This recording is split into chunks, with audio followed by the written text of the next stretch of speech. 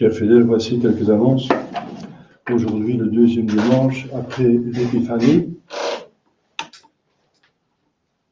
Lundi, donc demain, Saint-Antoine, abbé. C'est pas Saint-Antoine de Padoue, mais un autre Antoine, l'abbé, qui était donc dans le désert. On a eu aujourd'hui Saint-Paul, hier, hier on a eu Saint-Paul, premier ermite, et Saint-Antoine était son ami. Et en plusieurs diocèses, c'est la fête en France de l'apparition de la Sainte Vierge à Pontmain, en 1871. Elle a dit, l'apparition a dit, je serai toujours présente, même si je ne suis pas visible. Donc c'est un lieu où on peut rencontrer la Sainte Vierge. Enfin, elle est partout, elle nous exauce partout, mais d'une manière spéciale quand même.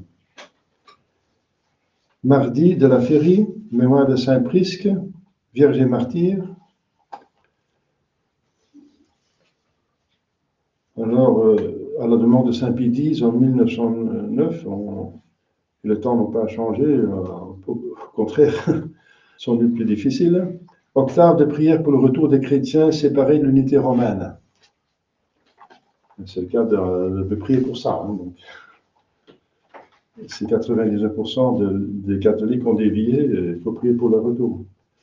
Mercredi de la Férie, mémoire de Saint Marius et ses compagnons martyrs et Saint Canut, roi de Danemark, martyr.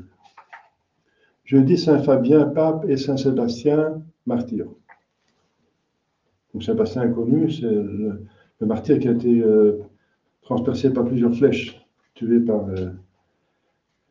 l'empereur, qui ne supportait pas sa conversion. Vendredi, Sainte Agnès, Vierge et martyr, donc encore une sainte du 1er siècle.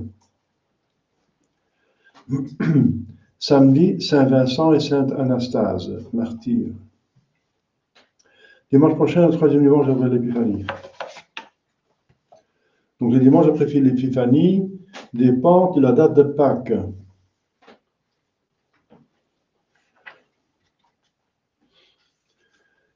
Mais il y en a 5 dimanches après l'Épiphanie. Donc on a une date assez retardée de Pâques.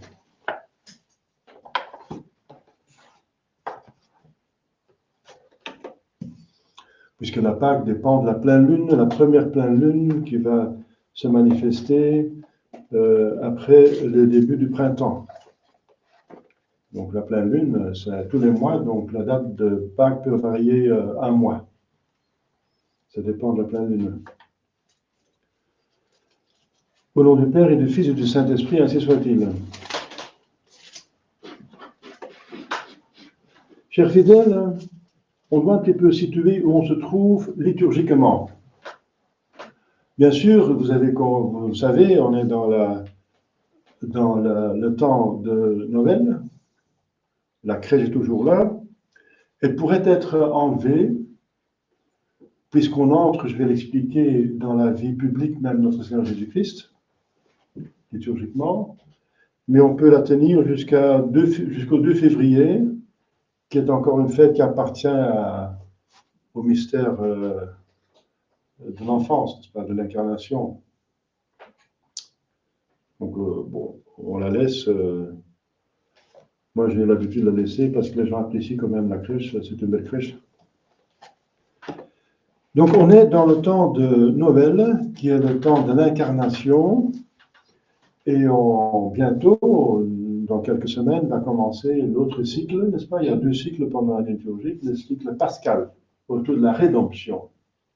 Et Jésus est venu sur terre, incarnation, pour nous sauver, rédemption. Noël, c'est pour Pâques. Hein? Noël, donc il est venu sur terre pour nous sauver. Eh bien, nous avons vu d'abord les mystères cachés, même de l'enfance. Jésus était resté 30 ans dans une vie cachée. Les mystères joyeux du rosaire.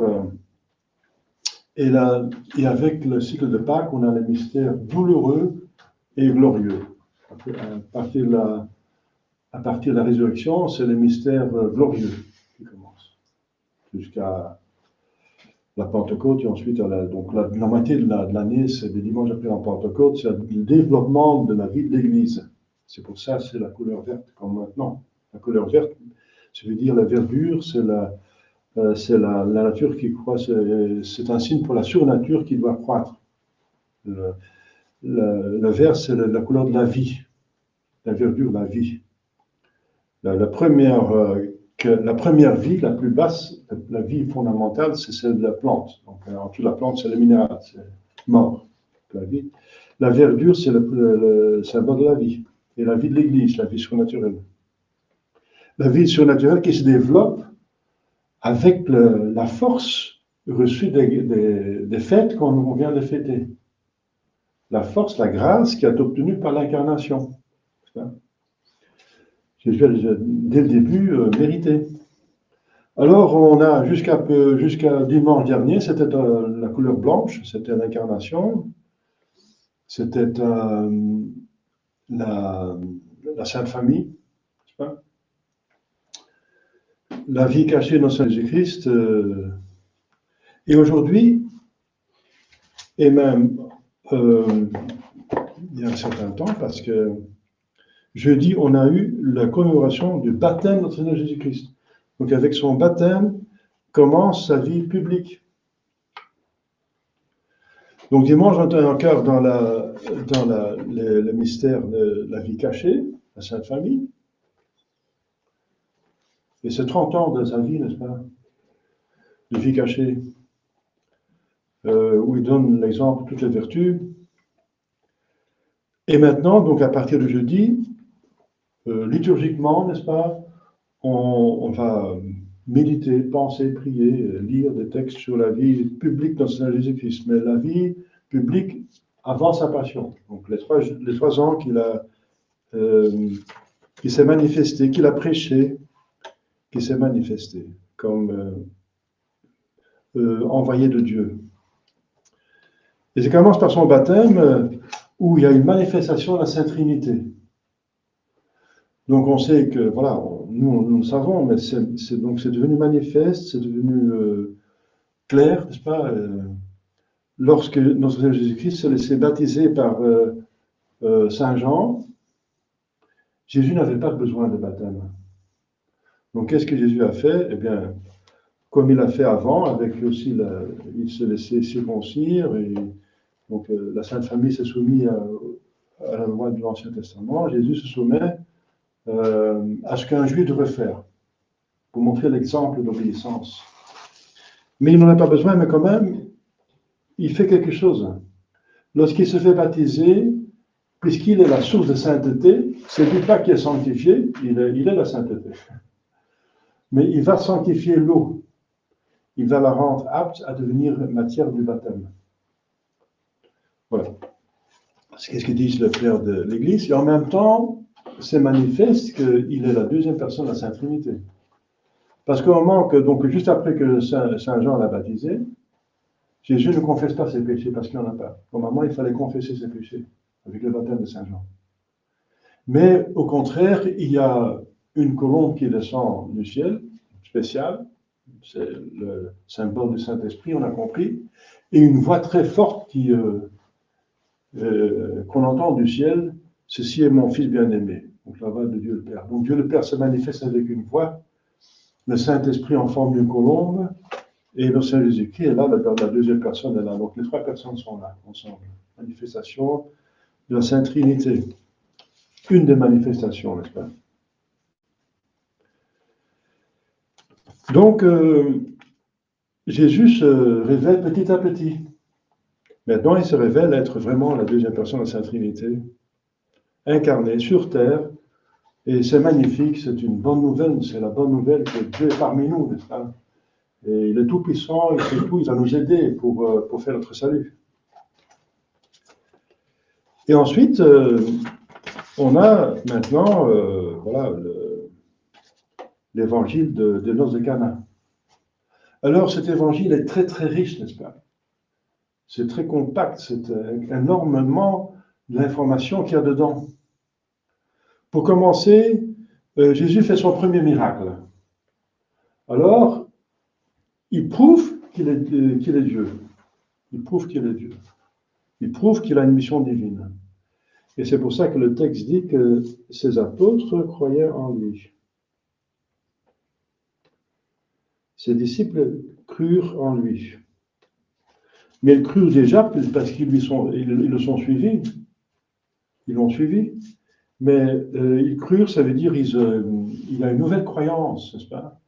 Il y a la foi s'augmente.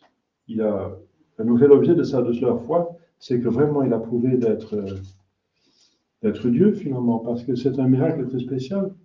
Jésus ne fait rien apparemment, rien. C'est seul un acte de sa volonté. Il ne touche pas les cruches, il ne touche pas l'eau, il ne dit rien, il dit maintenant je veux que tu viennes du vin, rien. Il dit seulement remplissez les cruches avec l'eau. Ils remplissent, et si la cruche est pleine, tout d'un coup c'est du vin. Et Jésus n'était pas là, il était dans la salle de fête, et les servants font ça dans la cuisine, dans l'arrière-cuisine, bien sûr, ils préparent des choses là. Donc, elle fait qu'un simple acte à distance de sa volonté. C'est pas possible pour un homme. Et tout le monde a compris. Hein. D'abord, il y a un malentendu de cérémoniaire qui pense que c'est du vin qui vient du couple. Et il fait encore une remarque que c'est le meilleur vin qu'il a retenu jusqu'à plus tard. Et normalement, on sert d'abord le bon vin, comme vous avez lu. Ça veut dire que si Jésus fait des choses, il a fait bien. Hein. C'est du bon vin, c'est le meilleur vin qu'il a fait. Mais il prouve être Dieu. Et une autre, ça c'est le premier miracle qu'il fait, selon l'Écriture sainte. Jésus fit là le premier de ces miracles. Voilà. Donc, toutes ces histoires de l'enfant de Jésus, l'enfant de Jésus faisait des choses, c'est plutôt des apocryphes, des écrits apocryphes. C'est le premier miracle, en tout cas le miracle public. Et ça, c'est très important. Voilà. Jésus prouve qu'il est Dieu, qu'il a une mission divine. Pour tout le monde, publiquement. C'est plus le petit garçon, n'est-ce pas, le jeune homme, le fils du charpentier de Nazareth. C'est un homme spécial. Il est très spécial. On n'a jamais vu ça dans l'histoire du monde, n'est-ce pas, qu'un homme faisait des choses pareilles.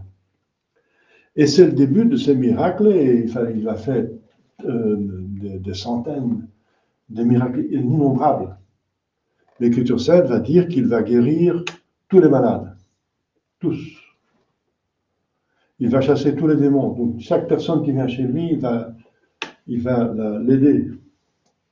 Donc c'est extraordinaire. Donc, il va quand même prouver qu'il est Dieu, n'est-ce pas, qu'il est le Messie, c'est le Sauveur. Eh bien, il sauve le corps pour montrer qu'il vient sauver l'âme. Donc il va utiliser le sensible pour montrer ce qui se passe dans l'esprit. Donc il nous aide, il ne vient pas comme un docteur hein, de médecine, il vient pour sauver les âmes, mais en même temps il guérit le corps pour montrer qu'il fait du bien, qu'il est Dieu, n'est-ce pas, pour augmenter la foi, pour faire du bien à l'âme. Il s'agit de l'âme, parce que le corps en tout cas il va mourir. Donc le corps c'est limité, n'est-ce pas. Il s'agit de ce qui est l'éternité, ce qui est définitif. Alors, autre information très importante dans cet évangile, la Sainte Vierge, n'est-ce pas? C'est extraordinaire ce qu'elle fait ici. Jésus dit, mon heure n'est pas venue. Qu'est-ce qu'il y a entre moi et toi, femme? La Sainte Vierge, avec toute la confiance qu'elle a, n'est-ce pas, en son fils, elle sait très bien. Elle dit au servant, fais ce qu'il a voulu dire. Parce qu'elle sait qu'il va faire ce qu'elle demande. Elle n'avait pas l'intention de le faire. Mon heure n'est pas encore venue, il ne voulait pas faire ce miracle, il voulait attendre encore un petit peu.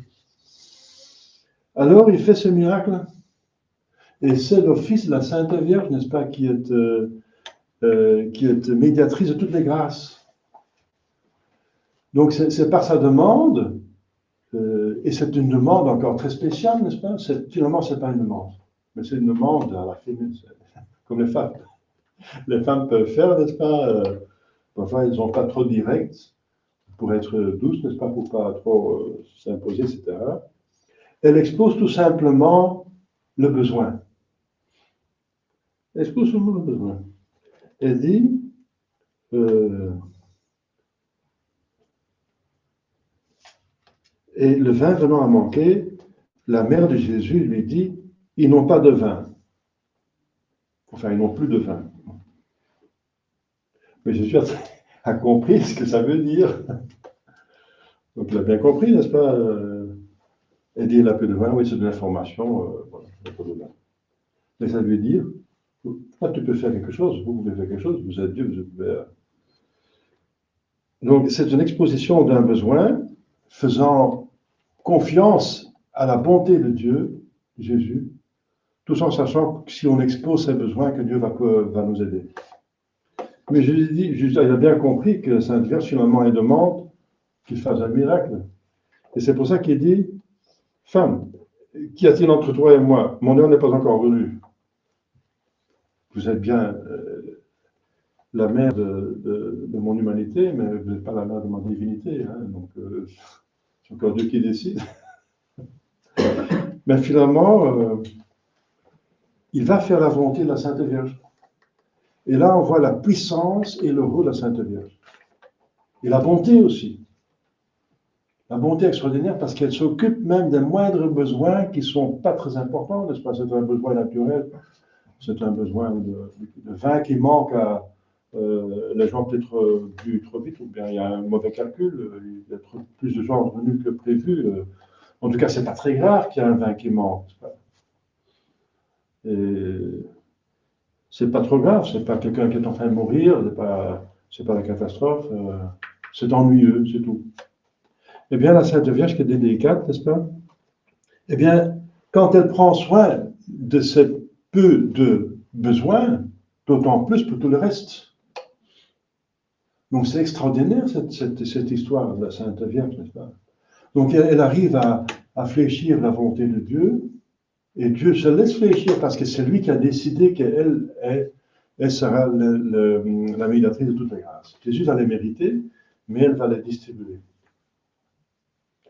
Alors, voilà, quelle confiance il faut avoir à la Sainte Vierge. C'est elle qui est à la source de la grâce qui vient de Jésus.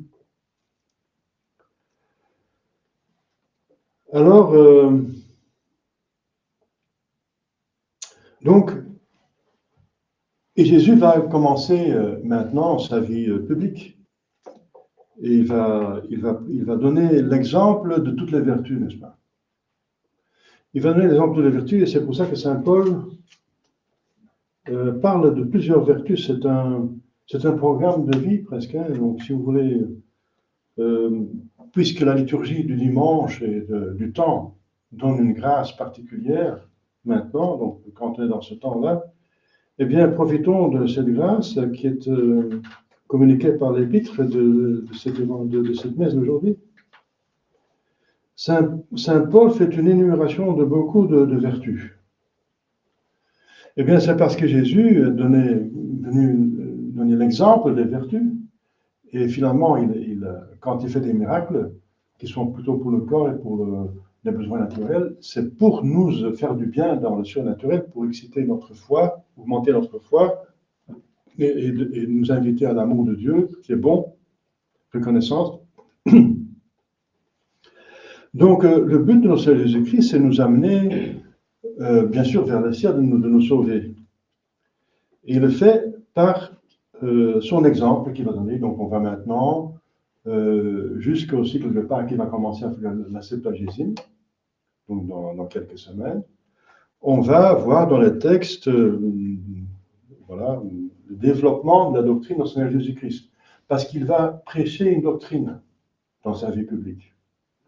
Donc aujourd'hui, ou plutôt jeudi, dans la commémoration du baptême au Seigneur Jésus-Christ, c'est liturgiquement la vie publique de notre Seigneur Jésus-Christ qui commence maintenant. Ça va vite, hein? Donc on vient de sortir de Noël, l'incarnation, Jésus est bébé, et puis il grandit, à 12 ans, il commence à prêcher, on a vu qu'il a instruit dans le temple, c'est le début de sa prédication, bien sûr, il le fait encore gentiment, hein, en posant des questions. Mais le texte dit bien, ils étaient surpris, ils étaient étonnés de sa sagesse. Ça veut dire qu'en posant des questions, il les amenait quand même dans une certaine direction, et il était en train d'instruire en posant des questions, on peut le faire. Hein. Socrate appelait ça la maïeutique. Donc il commençait très gentiment, très doucement sa prédication, à 12 ans déjà. Parce qu'à 12 ans, un juif était religieusement adulte.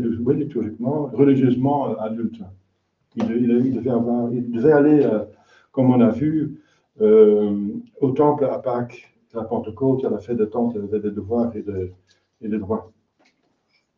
Jésus commence maintenant sa prédication, on entre dans le temps de la... Et c'est une doctrine, n'est-ce pas? Une doctrine qui donne de l'espoir, qui montre que le ciel va être ouvert, que Dieu va pardonner les péchés, et que, oui, c'est lui qui va payer la dette. Mais il demande de nous quand même un effort. Et ça, c'est important pour nous. De notre part, il faut un effort. Il faut un retour de bonté, de reconnaissance. Et cet effort, c'est justement tenir les commandements, faire la volonté de Dieu, n'est-ce pas? Et comme ça, avec son aide, avec sa grâce, il va organiser la grâce. Et voilà. C'est très important, n'est-ce pas? Voilà. Parce qu'il est venu réparer la faute d'Adam et Ève. La faute d'Adam et Ève, c'est fondamentalement un péché, une désobéissance, qui a comme source, bien sûr, l'orgueil et la concupiscence. Mais voilà, le péché, aller contre la volonté de Dieu.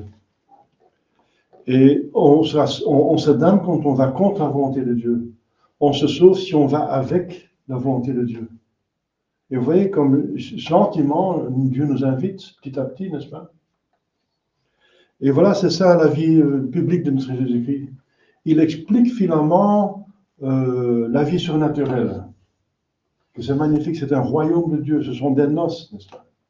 Ce sont des noces, il prend plusieurs comparaisons, mais pour ça, il faut justement accepter la volonté de Dieu. Et c'est les 10 commandements, c'est les commandements de l'Église, c'est le devoir d'État, accepter la croix quotidienne. Parce que c'est quoi le fondement du péché? C'est finalement refuser la croix quotidienne, et refuser une croix. Vouloir jouir et ne pas vouloir la croix. Refuser la croix. Et encore la croix que nous avons méritée, le châtiment que nous avons mérité, Jésus va prendre sur lui. Hein. Il parle d'un joug qui est doux.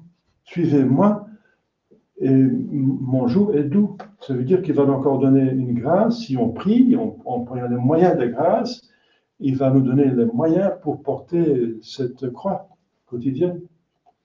Donc il s'agit de tous les jours chercher à faire la volonté de Dieu, de porter sa croix et d'exercer les vertus, n'est-ce pas? Saint Paul donne ici plusieurs exemples. Donc chacun utilise les dons qu'il a reçus.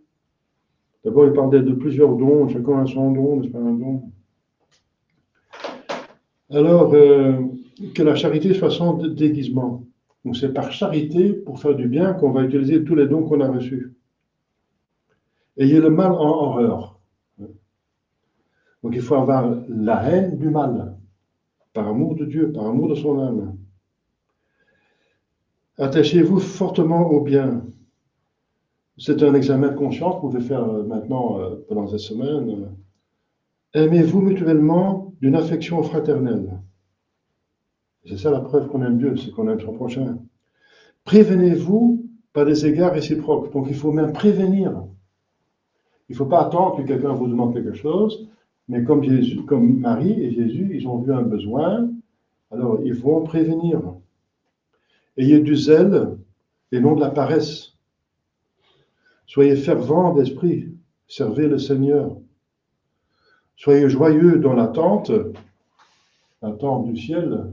C'est un espoir, et surtout la joie, on a besoin de la joie dans ces temps de confinement, etc., de plus de problèmes. Il y a beaucoup de gens qui ont besoin de joie. Eh bien, la joie est là. La joie surnaturelle, elle est là. Hein. La joie naturelle, c'est autre chose, mais quand même, surnaturelle, c'est déjà beaucoup. C'est déjà quelque chose, c'est fondamental.